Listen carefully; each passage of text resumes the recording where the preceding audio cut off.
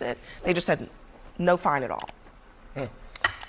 Interesting. I'll be honest with you guys. I don't have a lot for you here. But what I will say is I think it's very interesting that the president used the Eighth Amendment here, that his lawyers used the Eighth Amendment to get this decision in the way that they wanted it to, when we've seen in other cases, maybe things like the 14th Amendment, that guarantee us all due process, really not be considered by the president in the way that he goes about completing some of his agenda. The court used cruel and unusual punishment because it's not always used in physical cases. Excessive fine. Well, but cruel and unusual punishment can be used to mean like excessive, obscene, like financial penalties, which in this case, 500 million was, and the court agreed. It's not that the court doesn't think that he's not liable for fraud or that there shouldn't be any fine at all, because there are still restrictions on Trump's businesses. He's still going to suffer even without this fine. What the court said is that this penalty was disproportionate, wildly disproportionate to the wrong done,